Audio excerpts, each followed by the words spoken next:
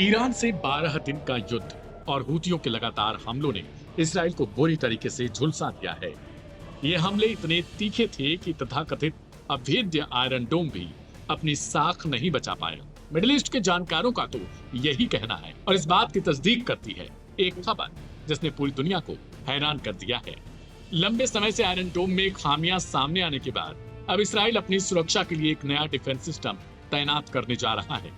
हाल ही में इसराइल ने ऐलान किया कि नई लेजर रक्षा प्रणाली आयरन बीम की तैनाती के लिए सभी टेस्टिंग पूरी हो चुकी है। इस साल के अंत तक इसे तैनात भी कर दिया जाएगा। यह सिस्टम कम से कम लागत में रॉकेट, ड्रोन और मोर्टार जैसे खतरों को खत्म करने में सक्षम है। यही वजह है कि विशेषज्ञ इसे गेम चेंजर का नाम दे रहे हैं। इससे पहले कि हम इसकी खूबियों पर चर्चा करें, याद कीजिए वो समय जब ईरान ने आयरन डोम की पोल खोल दी थी। 90% तक मिसाइलों को रोकने में सक्षम आयरन डोम ईरान से दर्जनों मिसाइलों के आने पर खोखला साबित हुआ। इसकी सटीकता घटकर 50 से 60% पर आ गई। इसके बाद ईरान समेत पूरी दुनिया को यह अंदाजा लग गया कि आयरन डोम अब नाकाम है। हूती विद्रोही भी हर रोज 2-4 मिसाइल मारकर आयरन डोम को चुनौती देते रहते हैं। अब सवाल है कि आखिर नया रक्षा कवच आयरन बीम है क्या? आयरन बीम को हिब्रू में और ईटन का नाम दिया गया है। फरवरी 2024 में सिंगापुर एयर शो में इस्राएली रक्षा company Rafael advance defence system ने पहली बार इसका अनावरण किया था। उस समय इसे एक निर्देशित ऊर्जा हथियार के रूप में पेश किया गया था, जिसे कम दूरी के खतरों से निपटने के लिए डिजाइन किया गया था। अब यह डिप्लॉयमेंट के लिए पूरी तरीके से तैयार हो चुका है। इस्राएली रक्षा मंत्रालय के मुताबिक टेस्टिंग के दौरान इसका प्रदर्शन शानदार रहा है और इसने रॉकेट और मोर्टार समेत सभी खतरों को तबाह कर दिया। इस्राएली रक्षा मंत्री इस्राइल काट्ज ने इस उपलब्धि को एक ऐतिहासिक उपलब्धि बताया। यह प्रणाली अब इस्राएली रक्षा बलों को दी जाएगी और इस साल के अंत तक देश के अन्य डिफेंस सिस्टम के साथ इसे जोड़ दिया जाएगा। इस्राएली अधिकारियों ने बताया कि आयरन बीम दुनिया का पहला पूरी तरीके से चालू high power laser interception platform है और इस्राएल की डिफेंस प्रणाली में नई जान फूंक देगा। आयरन बीम इस्राएल की अन्य रक्षा प्रणालियों जैसे आयरन डोम, डेविड स्लिंग या एरो मिसाइल इंटरसेप्टर की जगह नहीं लेगा, बल्कि यह देश की मल्टी लेवल सुरक्षा नेटवर्क में एक और परत जोड़ेगा।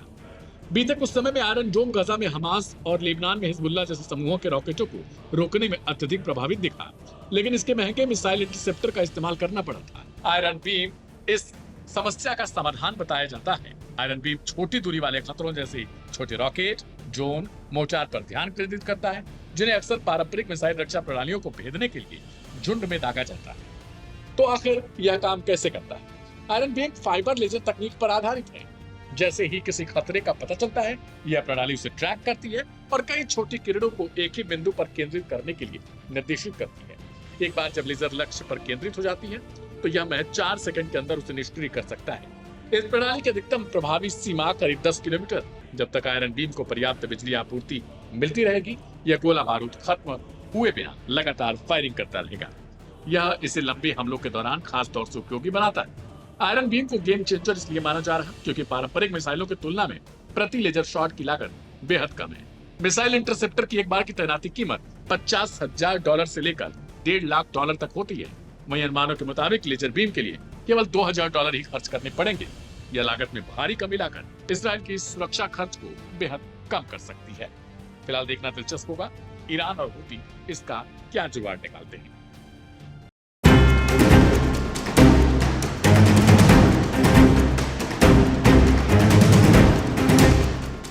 ईरानी मीडिया ने हाल ही में एक सनसनीखेज वीडियो जारी किया है, जिसमें कथित इजरायली खुफिया एजेंसी मोसाद के लिए जासूसी करने वाले ठेकेदार बाबा शहबाजी की फांसी दिखाई गई है।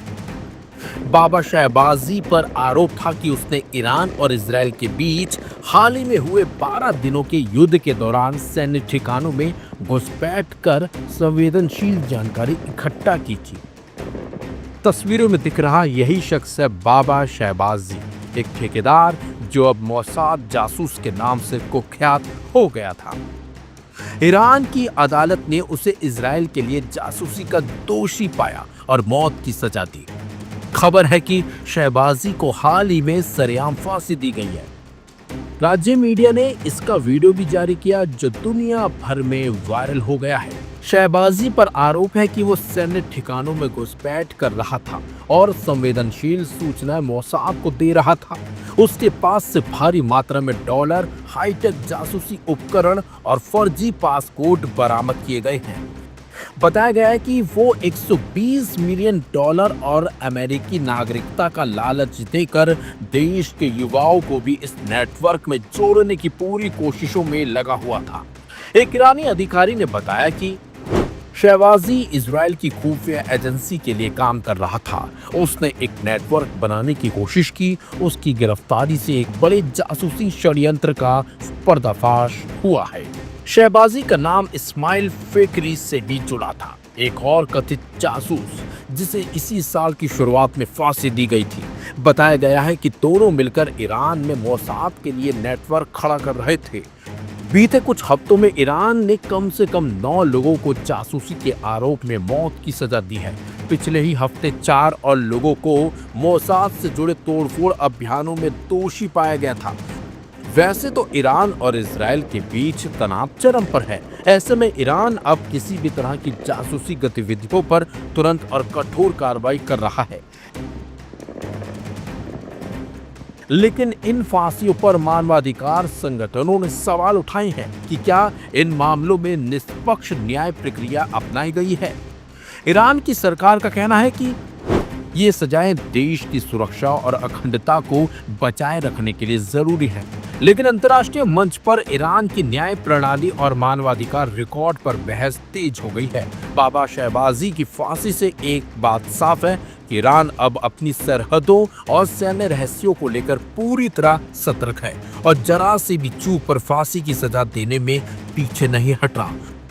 और जिस तरीके से वो मोसाद के इन लोगों पर कार्रवाई कर रहा है, उससे भी साफ हो जाता है कि ईरान की नजरें मोसाद के हर एजेंट पर है और जो कथित तौर पर मोसाद के लिए काम भी कर रहे हैं उस पर भी ईरान नजरें बनाए बैठा हुआ है। और इसी से अंदाजा लगाया जा सकता है कि ईरान अब किसी भी हद तक जाने के लिए तैयार है, वो भी अपने देश की सुरक्षा के लिए।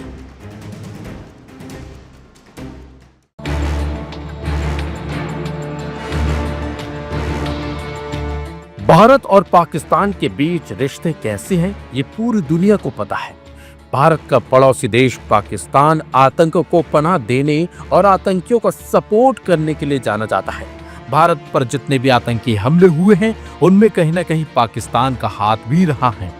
पहलगाम आतंकी हमले के बाद तो पाकिस्तान की पोल खुल गई थी और भारत जिस तरह से पाकिस्तान में घुसकर आतंकियों के ठिकानों को तबाह किया था उससे पूरी दुनिया के सामने पाकिस्तान का नकाब भी उतर गया था। और इसके साथ ही ये भी साफ हो गया था कि पहलगाम आतंकी हमले में भी पाकिस्तान का सीधा सीधा हाथ रहा था।